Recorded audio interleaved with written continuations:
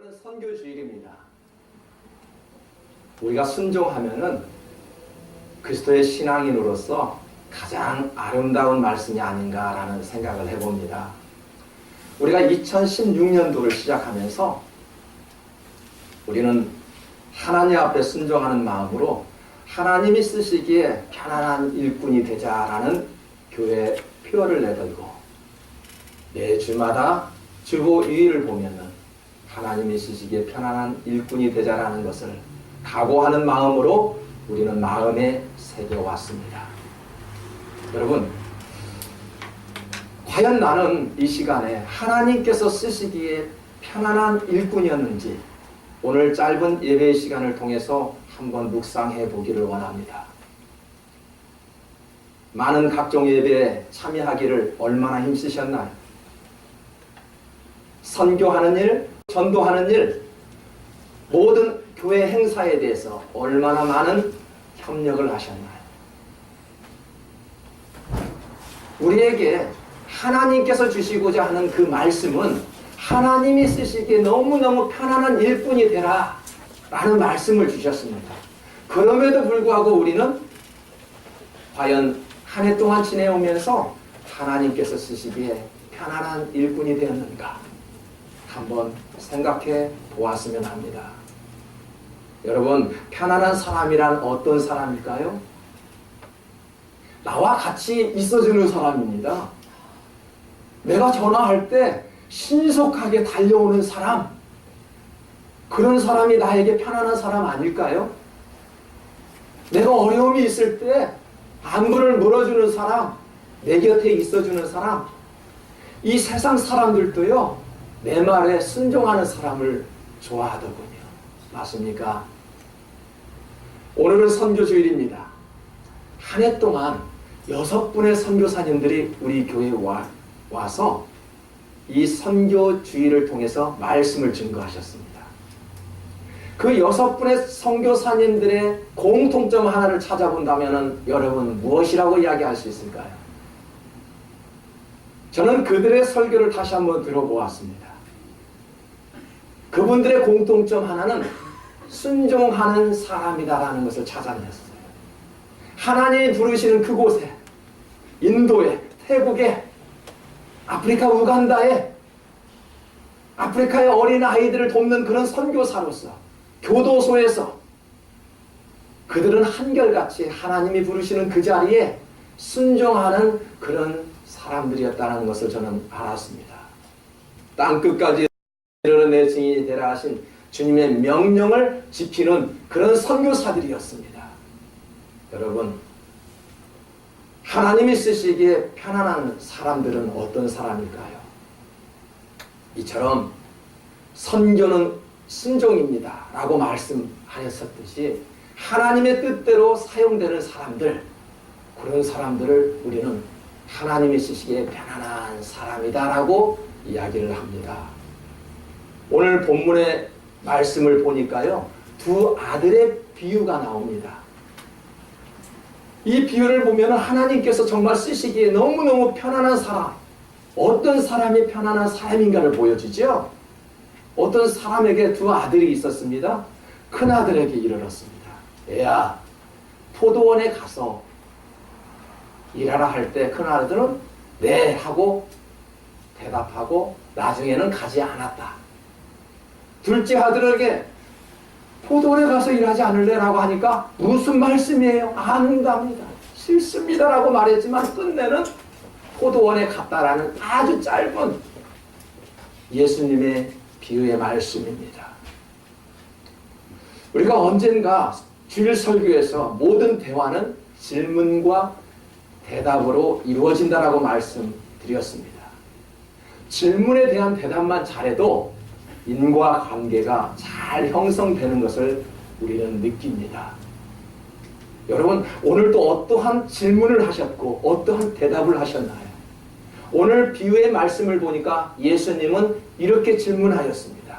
28절에 보니까 너희 생각은 어떠하냐? 여러분 생각 어떠십니까? 무슨 생각이요? 두 아들이 있는데 맏아들에게 가서 이르되 예, 오늘 포도원에 가서 일하라 할 때 여러분은 어떻게 대답하실래요? 먼저 질문에 대한 대답을 잘 하기 위해서는 어떠한 질문인지 잘 들어야 하겠죠? 순종은 어떤 행동으로 옮기기 전에 먼저 잘 듣는 것이라고 말씀을 합니다. 잘 듣는 훈련이 필요합니다. 잘 듣지 않고 순종은 절대 없습니다. 말하기보다는 듣는 것을 속히 하라고 그랬죠. 말하기는 더디하래요. 하지만 듣는 것은 빨리 할 수 있어야 한대요. 사도행전 20장 9절에 보니까 바울의 설교가 얼마나 길었는지 유두고라는 청년이 죽고 말았습니다. 유두고라는 청년은 바울이 설교할 때 창틀에 걸터 앉았던 사람이지요. 졸음을 참지 못하자 3층에서 떨어져 죽고 말았습니다. 바울의 말씀을 듣기 위해 많은 사람들이 찾아와서 그 방 안에는 앉아 있을 자리가 없었던 모양입니다. 그래서 이 유두고는 창틀에 앉아 있었습니다. 그날따라 바울의 설교가 상당히 길었던 모양입니다. 바울이 설교 중에 졸고 있는 유두고를 깨웠으면 얼마나 좋았을까요? 설교를 듣다가 3층에서 떨어져 죽을 정도로 졸고 있었을 텐데 바울이 좀 깨워줬으면 얼마나 좋았겠습니까? 저도 설교를 할 때 졸고 있는 분들 절대 깨우지 않습니다. 왜요? 편히 주무시라고요. 제가 그분을 깨우다가 제가 방해가 되거든요.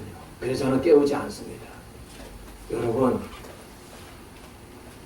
유두고가 3층에서 떨어지자 주변이 시끄러워졌죠.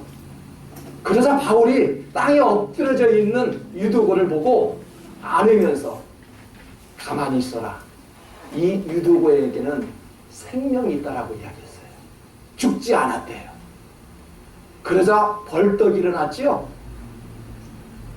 이것은 하나님의 은혜입니다. 말씀을 듣다가 떨어져 죽었지요. 그랬는데 바울이 기도하자 다시 생명을 찾았습니다. 오늘 이 유두고의 청년이 주고자 하는 메시지가 무엇일까요? 말씀을 듣다가 떨어져 죽은 것, 그리고 다시 살아난 것, 이것은 전적으로 하나님의 은혜였다. 두 번째는요, 왜 하필이면 설교 중에 창틀에 앉아 말씀을 들었을까 하는 의문이 생깁니다.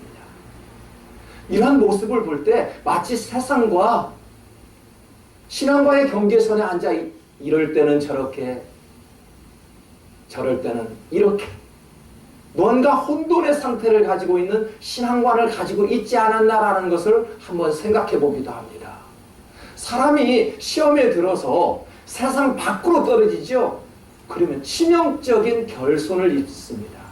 사람은 넘어져도요, 설령 자빠지고 쓰러지라 할지라도 주님 안에 쓰러질 때 그 생명은 살아날 줄 믿습니다. 오늘 유두고도 하나님의 말씀을 듣다가 설령 쓰러졌을 때 그는 다시 살아났던 그런 모습을 보여줍니다. 무슨 의미를 말씀할까요? 말씀 안에 잘 들어라, 말씀 안에 거하라, 말씀을 듣는 것이 아주 중요하다는 것을 오늘 유두고 청년은 그렇게 오늘날의 세상 사람들에게 전하고 있습니다. 신명기 6장 6절에 보니까 오늘 내가 명하는 이 말씀을 너는 마음에 새기라 라고 말씀을 합니다. 그리고 이 말씀에 그치지 않습니다. 너희 자녀들에게 이 말씀을 가르쳐라. 너희가 자든지 눕든지 어디에 앉아있든지 아침에 일어나든지 이 하나님의 말씀을 붙잡고 살아라. 또 여기서 그치지 않습니다. 너의 손목에 하나님의 말씀을 새겨라. 너의 문지방에 하나님의 말씀을 붙이고 기억하라 라고 이야기를 합니다. 그래서인지 오늘날 많은 성도들의 가정에 보면은 하나님의 말씀이 한두 개 정도는 벽에 붙어 있습니다. 많은 성도들의 손목과 머리를 보면은, 그리고 이 가슴을 보면은 이쁜 액세서리를 십자가로 걸고 다니는 성도들이 많습니다. 아마 이러한 말씀에서 나오지 않았나 그런 생각을 해봅니다. 여러분 가정에는 어떤 말씀이 걸려있나요? 지금 여러분의 목에는 십자가의 목걸이가 걸려있나요? 왜 우리가 가정의 그 기업에 나의 몸에 십자가를 장식하고 우리가 왜 하나님의 말씀을 벽에 붙이고 있습니까? 멋이 아니죠. 내가 신앙생활을 한다고 찬송가를 멋으로 들고 다니는 것이 아니지요. 내가 멋으로 십자가를 장식하는 게 아니고요. 우리 가정에 누가 찾아왔을 때 아주 영적으로 뛰어난 그런 가정이라는 것을 보여주기 위해서 하나님의 말씀을 걸어놓는 것이 아니죠. 그 말씀을 듣고 말씀대로 행하기 위해서 우리들은 벽에 붙이고 십자가를 목에 걸고 하나님의 말씀을 들고 다니는 거 아닙니까? 그래서 우리는 순종은 이렇게 이야기합니다. 그 말씀을 잘 듣고 내 몸으로 행동할 때 비로소 순종의 사람이라고 이야기를 합니다. 선교는 하나님의 말씀에 적극적으로 반응하는 행동이래요. 우리가 어떤 사람이 선교사라고 말을 합니까? 타국에 가서 선교 일을 하면 다 선교사입니까? 선교의 일을 잘 감당하면은 선교사입니까? 아닙니다. 이름만 목사고요. 이름만 선교사고 목사가 아니라는 이야기죠. 하나님의 뜻대로 하는 사람이 바로 선교하는 사람이래요. 여러분 누가 학생입니까? 오늘 학생들이 좀 앉아있네요. 여러분 학생증이 있다고 해서 뭔가 자격증을 가지고 있다고 해서 여러분이 학생입니까? 아니에요. 내가 학생의 직분을 지키기 위해서는 내가 열심히 공부를 해야 되고요. 학교에서 요구하는 학점을 패스를 해야 비로소 우리는 학생이라고 이야기를 합니다. 직장인들이 있습니까? 아무나 회사원이 될 수 있는 거 아닙니다. 내가 회사에 나아갔을 때 그 회사의 방침에 따라 움직이는 사람을 우리는 직장인이라고 이야기를 합니다. 교회에서는 많은 직분을 가지고 있죠. 여러분 그 직분이 빛날 수 있거든. 어떻게 해야 됩니까? 그 직분을 잘 감당할 때 비로소 우리는 직분자라고 이야기할 수 있는 것입니다. 본문 31절을 한번 볼래요? 그 둘 중에 누가 아버지의 뜻대로 하였느냐? 이르되 둘째 아들이니라. 예수께서 그들에게 이르시되 내가 진실로 너희에게 이르노니 세리들과 창녀들이 너희보다 먼저 하나님의 나라에 들어가리라. 천국에 들어갈 수 있는 첫 1순위는 누굴까요? 목사인가요?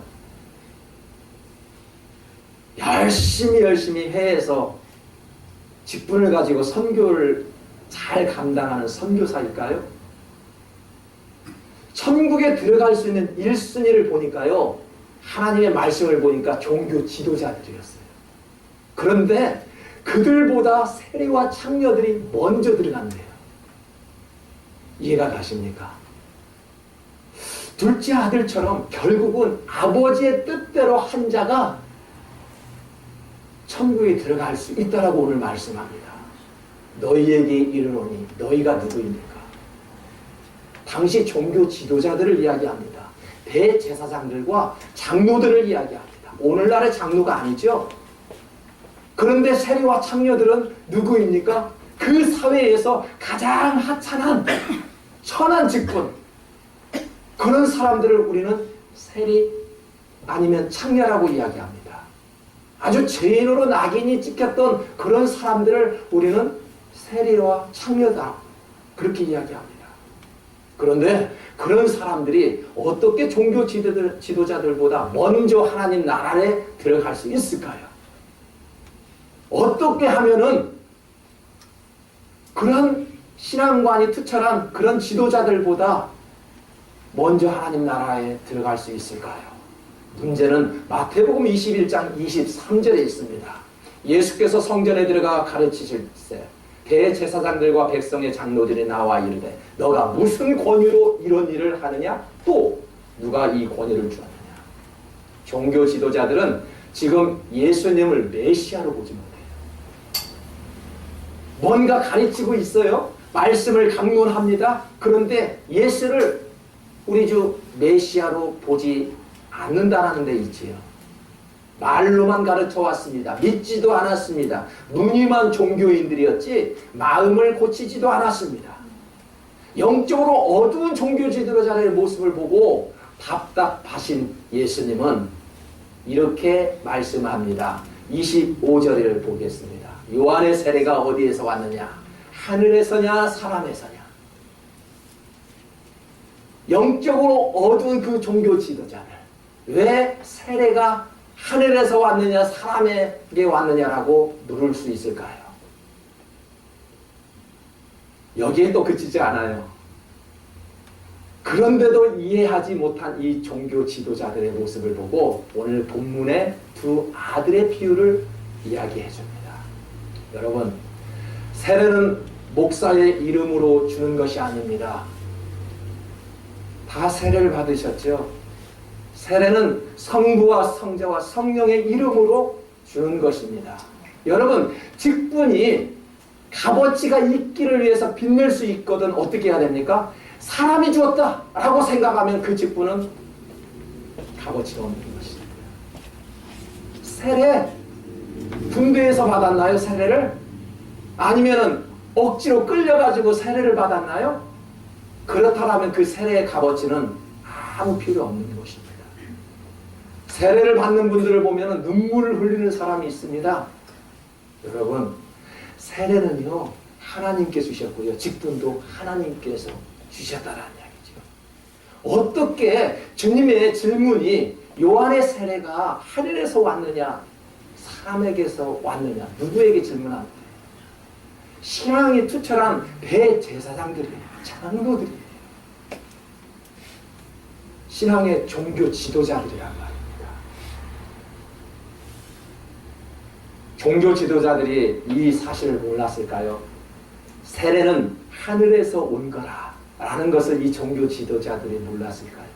여러분들이 모르고 계실까요? 하나님이 주신 것을 모르고 있을까요? 우리는 다 압니다. 이 두 아들의 비유가 오늘날 우리에게 들려주시고자 하는 교훈이 무엇일까요? 종교 지도자들처럼 입으로만 네 하고 행동하지 못하는 신앙을 꼬집고 있는 것이 아닐까요? 주여 주여 하는 자마다 다 천국에 들어갈 것이 아니요 아버지의 뜻대로 행하는 자라야 들어갈 수 있다라고 말씀하신 것을 기억하실 것입니다. 말과 행동이 같아야 합니다. 우리가 선교적 삶을 살아가야 한다라고 말을 합니다. 많은 교회에서 유행어가 되는 것이 뭔지 아십니까? 선교적 교회가 되어야 한대요. 조금 젊은 목사님들이 교회를 리더하는 교회를 가보면은요 선교적 교회라는 단어를 가장 많이 씁니다. 그 이름이 아름다워서요. 도대체 선교적 교회라는 말이 무슨 말입니까? 우리는요 선교적 삶을 살아가고자 하는 사람들을 보면은요 말씀에 따라 순종하며 행동하는 사람들이죠. 선교적 삶을 살아가는 사람들의 모습을 보면은 행동이 다릅니다. 그 입에서 나오는 언어가 다릅니다. 품성이 다르단 말이에요. 그런 사람들이 선교적 삶을 살아가는 사람들입니다. 우리는 신앙생활을 하는데 가장 먼저 변화되는 것이 뭐예요? 말이 달라지거든요. 이 언어가 달라진다는 말입니다. 과거에 내가 썼던 그런 언어가 사라지고요. 이제는 온순한 언어로 변화가 된다는 말이에요. 두 번째는 뭐예요? 행동이 달라지죠. 마음이 달라지고 아닙니까? 우리가 언어가 달라지고 성품이 달라져 그야말로 하나님이 쓰시기에 편안한 사람으로 변화되는 사실을 우리가 알아야지요. 선교는 하나님의 마음이래요. 그리고 선교는 하나님의 명령이래요. 명령이라고 해서 나도 할 수 있어. 그게 아닙니다. 믿음이 있어야 하지요. 그리고 순종은 반드시 믿음이 있어야 행동으로 옮겨지는 것입니다. 본문 32절에 보니까 너희는 그를 믿지 아니하였을 때 세례와 창녀는 믿었으며 너희는 이것을 보고도 끝내 뉘쳐 믿지 아니하였도다. 포도원에 가서 일하라 할 때 가지 않았던 큰아들이나 처음부터 실속이다라고 말했던 작은 아들이나 똑같은 사람이라고 우리는 생각을 합니다. 정확한 사람은 어떤 사람이에요? 아버지가 심부름을 했으면 네 가겠습니다라고 말하는 그 아들이 착한 아들이 아닙니다. 오늘 본문에 보니까 큰아들은 처음부터 가겠습니다라고 말을 했습니다. 얼마나 착한 큰아들이었나요? 결국은 가지 않았습니다. 작은 아들을 보십시오. 싫다라고 이야기했어요. 근데 끝내는 포도원에 가서 일했대요. 큰아들과 둘째 아들의 다른 점 하나를 찾아보겠습니다. 뭘까요? 큰아들은 뉘치지 않았다. 참 어려운 단어를 코토미가 잘 읽어줬어요. 뉘우침. 참 뉘우친다는 그 단어 발음하기도 참 어려운, 외국인들이 발음하기 참으로 어려운 단어지요. 뉘우치지 못했대요. 그런데 작은 아들은 뉘우쳤대요. 이 뉘우침은 무엇일까요? 깨달음 아닙니까? 회개 아닙니까? 회개를 강조하고 있는 것입니다. 회개도 믿음이 있어야죠. 아무나 할 수 있는 것이 아닙니다. 믿음이 어떻게 주어질까요?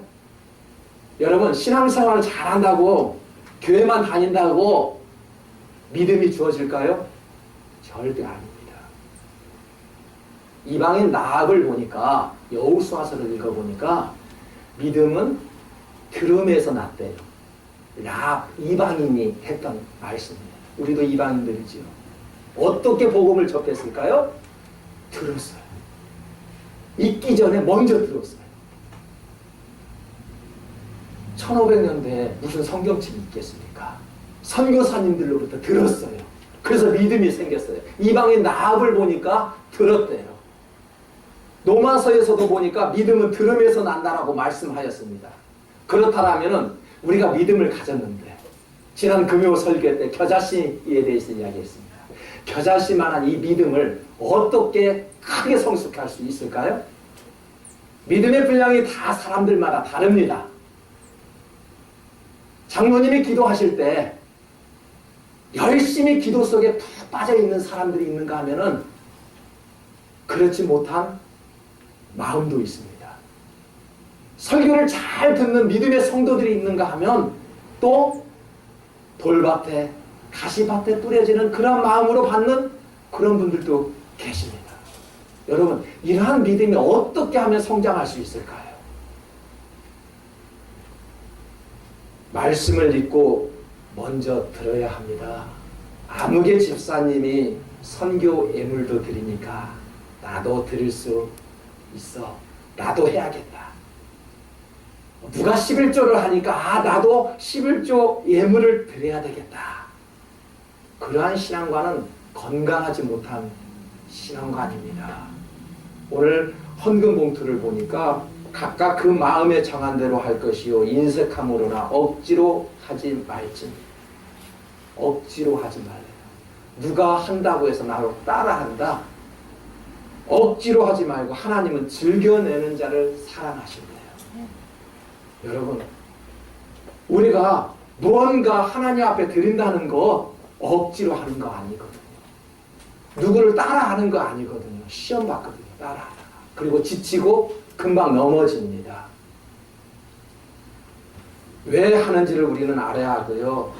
나에게도 예물을 드릴 수 있는 하나님의 마음과 세례와 같은 순수한 믿음이 주어질 때 우리는 비로소 하나님의 마음을 가졌다고 이야기합니다. 사랑하는 성도 여러분, 하인처럼 순종하는 자리에 있으면 하나님이 높여주신대요. 낮은 자리에 있으면 하나님께서 올려주신대요. 우리가 그런 하나님의 마음을 잘 알아야 합니다. 도대체 선교가 무엇입니까? 선교는 낮은 자리에서 하인처럼 순종하는 마음이거든요. 순종이 제사보다 낫고 듣는 것이 순장의 기름보다 낫다. 그 말씀을 우리는 올바른 선교의 자세가 무엇인지 깨달아 하나님 기뻐하시는 일꾼들로 거듭날 수 있는 선한 믿음교회 성도들 되시기를 주님의 이름으로 축복합니다.